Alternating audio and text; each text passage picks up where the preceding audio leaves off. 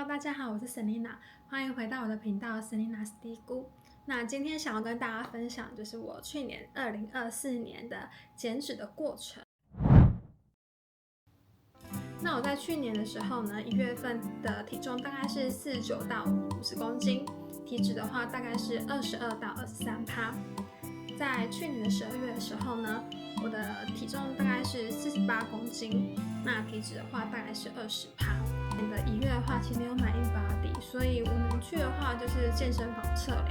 那其实我已经有1-2年没有测我的 InBody 了，因为我觉得还是看我的体态比较重要。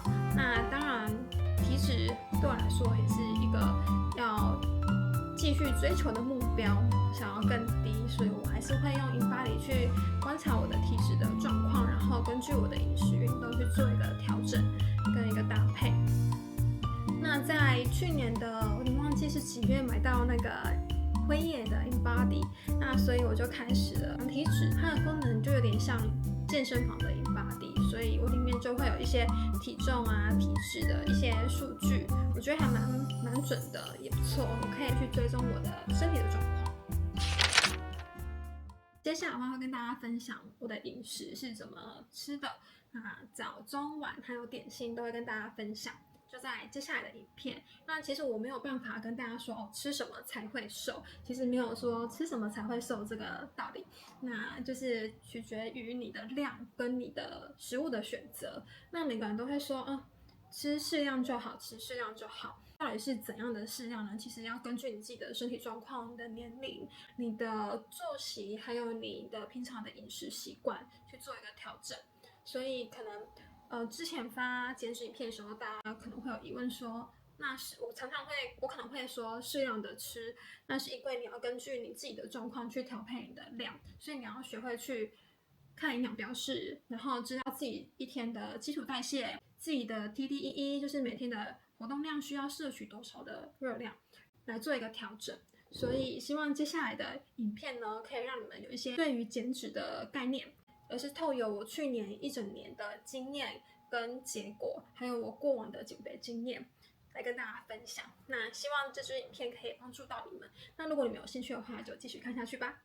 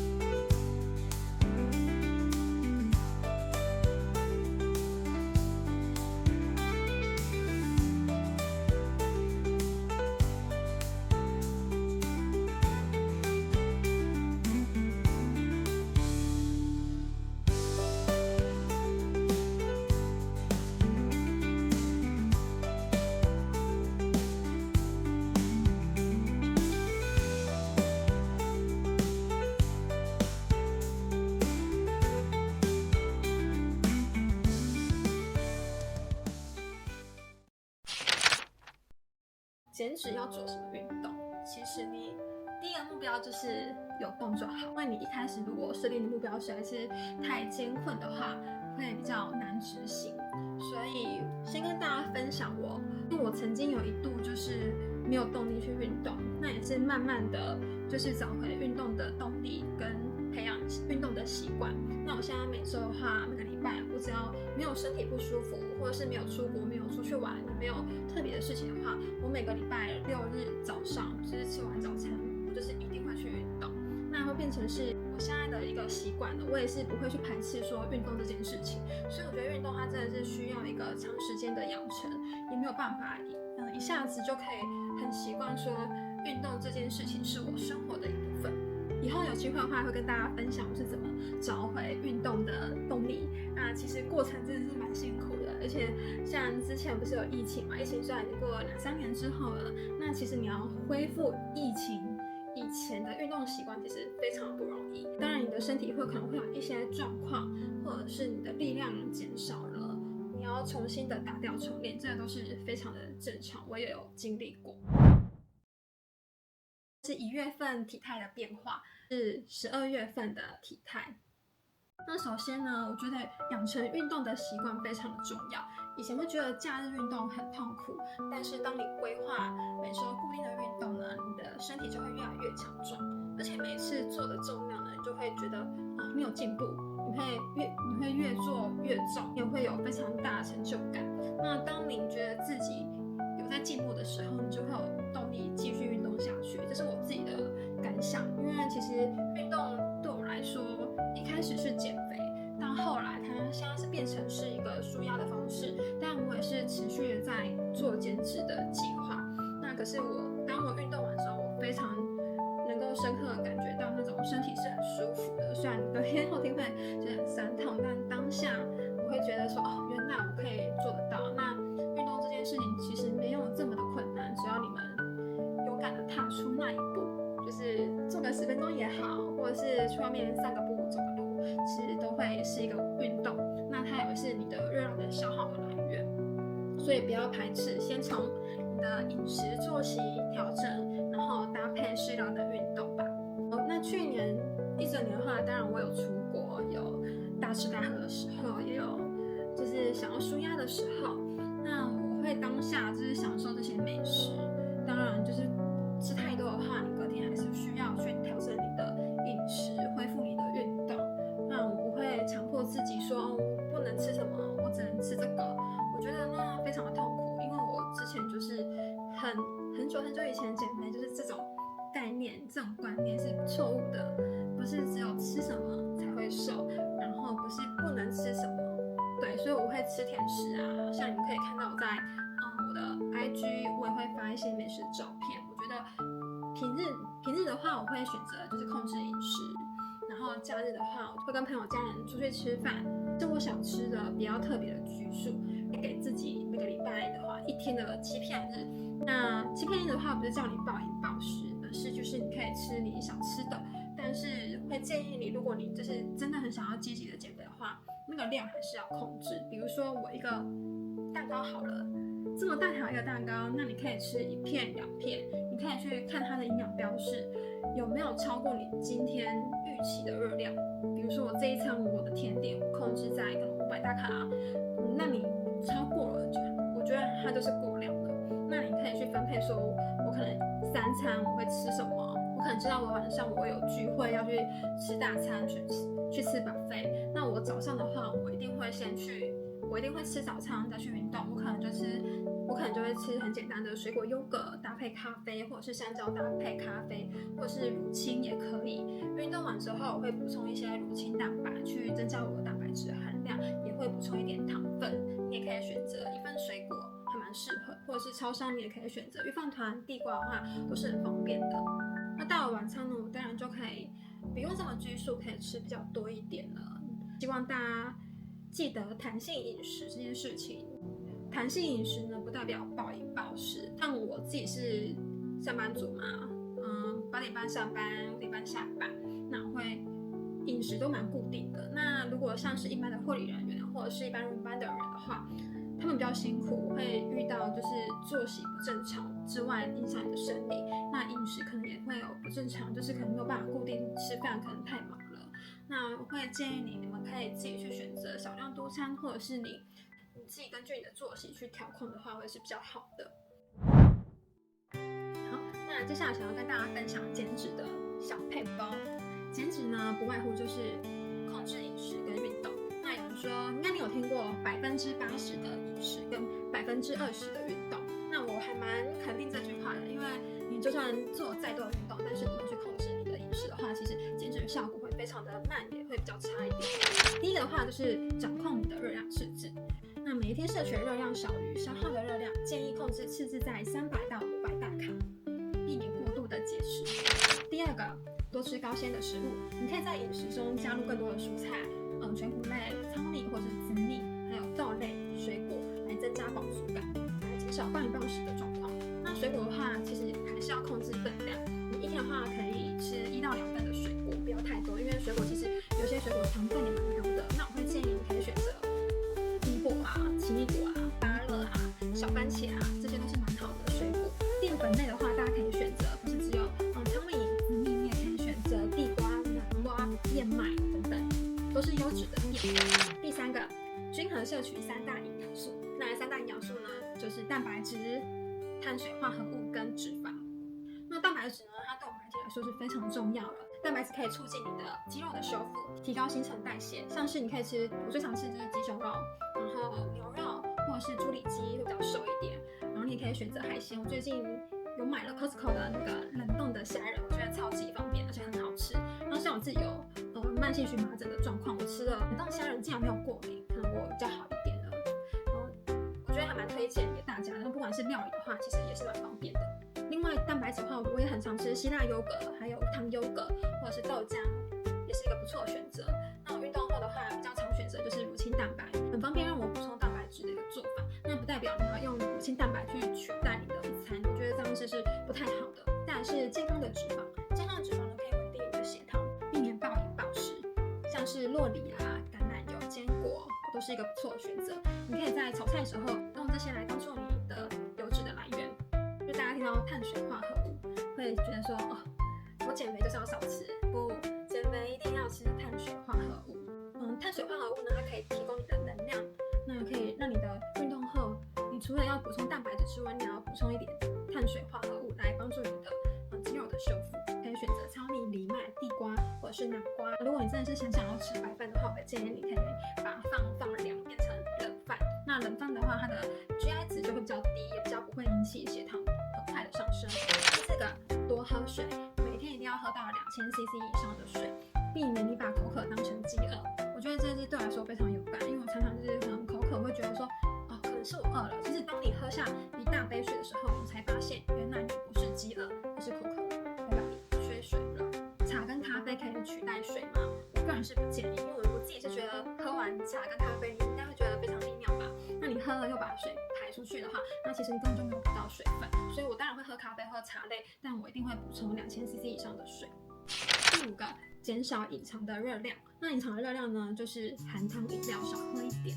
那当然非常疗愈，但我现在其实已经习惯了，就是已经蛮习惯了无糖饮料这件事情。就像我想要喝珍珠奶茶和珍珠鲜奶茶，我一定会点无糖的，因为它珍珠很多都是蜜过糖的。当你想要满足你身心灵的渴望的时候，那请你选择无糖。我跟你说，选择无糖之后，热量会降低很多，又可以同时满足你的口腹之。那另外就是高热量的调味料，像是千岛酱，还有美乃滋，这个超级有的。所以如果你们吃沙拉的话，可以选择和风酱，就是和风油醋酱也可以，或者是你也可以买的洋葱和风酱。那我自己是最喜欢沙拉上淋上巴萨米克醋，好吃。接下来是运动习惯。那运动要做什么运动呢？运动有分重训，还有有氧，还有增加你日常的活动量。我自己在减脂期的话，会做2到3天的重训。那我会分成腿、胸、背。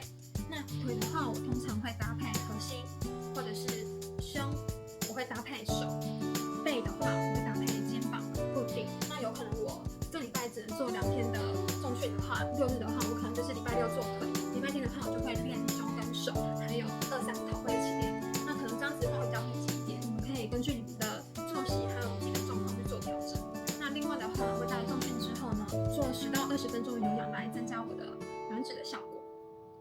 另外呢，你们可以把重训跟有氧分开，你可以1、3、5做重训，2、4做有氧，或者我觉得有搭配有氧的话会效果蛮明显的。那建议你一次有氧的话可以做30到60分钟，你可以跑步啊、踩滑步机啊、踩脚踏车啊，甚至是快走，我觉得都是很不错的选择。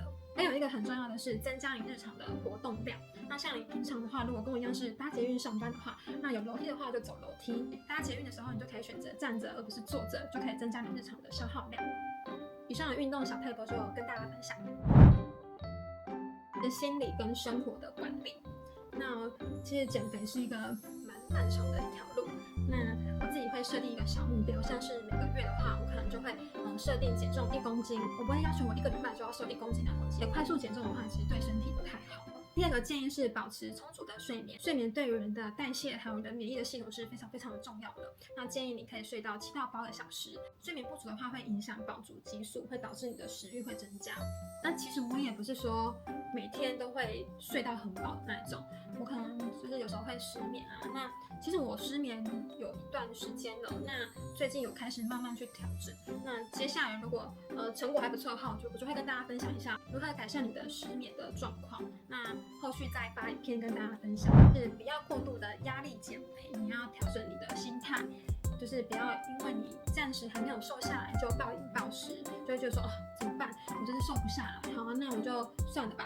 需要长期的意志力跟你的心态要有所调整。很重要的一件事情是要找到你的舒压的管道，那你可以透过可能听音乐，然后运动，或者是看电影、追剧啊也可以，只要可以让你觉得舒压的话。那我自己的话，我觉得最有效的方式就是运动，还有冥想。因为有时候我觉得好累了，我不想运动。我觉得运动可能在那个时候让我觉得很有压力，那我就可以透过冥想这个方式来让自己放松。我觉得就是还蛮棒的，可以推荐给大家。那我会把我冥想的工具放在底下让大家参考，它叫潮汐，然后里面有非常多的放松的音乐，还有一些冥想的一些课程，我觉得还蛮好的。对，所以当我想要冥想的时候，我就会用这个 app 给大家参考一下。当你一开始还不太了解自己一整天吃了什么，然后要怎么调整的话，最简单的方式就是记录下来。无论你是用手机拍照，或者是写下来，或者是用 MyFitnessPal 的话，我觉得蛮方便的。我会提供给大家在影片的说明栏里面，你们可以去使用。那里面的话就可以针对你可以直接扫你的食品的条码，就可以知道它的热量是多少。那你每一天可以先试着预排你会吃到什么东西。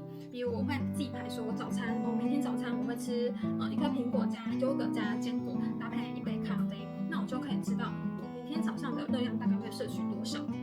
那午餐的话，我可能就是吃公司的便当，那一份便当大概会有多少热量？那我饭的话，我只会吃一半，那扣掉一半的饭的话，大概会是多少热量？你可以去 Google 去大概估一个值就好，不用太精准。那点心，运动前的点心的话，我可能就会吃蛋白棒啊，或者是喝豆浆，或者是喝乳清，或者是吃燕麦片，怎么慢慢调整，会越来越勇敢。那晚餐的话，我大部分都是有时间的话都是自己煮，所以虽然下班后自己煮还蛮累的，但当我在煮的过程中，我会觉得说蛮舒压的，可能是我自己还蛮喜欢煮菜的。但是当我想到说我减肥，我可以透过我自己的料理去控制我的分量，去控制我的食材，这是一个省钱又有一个更健康的方式。当然我也会外食，在外食的过程中，你可以选择一些有菜有肉，然后有适量的淀粉的一个地方，像是自助餐或者是小面摊也很适合，或者是现在超商有非常多的健康餐也很适合，它里面都会有热量的标识，让你知道你吃了多少的热量。好，最后是想要跟大家分享如何维持减肥的动力。那减肥的动力呢，我跟你讲，需要经验，需要你自己在这一趟减肥的过程中才会知道什么是让你恢复动力的一个方式。那我自己的做法跟大家分享，就是我会买比较小件的衣服，可能我明天这一件就是穿，好，我本来穿 M 号好了，那我想要目标是穿到 S 号的话，那我就会再买小一件的衣服或裤子，那你就会更有动力继续。或者是你买一件很漂亮的洋装，每天看到它的话，你就会说我一定要穿上它，那你就会更有动力。这是我自己的方式。设定你自己的目标，大概为期1个月到3个月左右。1个月的话，可能会觉得太久，你也可以尝试，可能我这礼拜先调整我的饮食，下礼拜我调整饮食的过程中去搭配一些轻松的运动，有一些有氧运动。那我会建议你一定要做重训。重训的话，不管你1个礼拜做1次或是2次，我觉得都很 OK。重训可以让你的体态变化更大，而且会增加你的肌肉量。那如果你的肌肉量提升的话，你的基础代谢也会跟着提升。那你可以吃的更多，你也不会一直陷入复胖的一个循环中。这是我第一次尝试拍摄这样子减脂的影片，跟你们这样子分享的方式。那如果你喜欢的话，也帮我按个赞。那后续如果你们有希望可以分享什么样的减肥的主题，或者是生活的一些主题，都很欢迎跟我分享。那我知道其实我一些减肥的食谱化是大家比较喜欢看的。那我最近也是想要跟大家分享我的生活、我的旅游，或者是你们想要看一些什么健康零食开箱，我最近也有在企划。后续希望快一点跟你们分享减脂的各种主题。希望你们喜欢今天的影片，那我们下次见。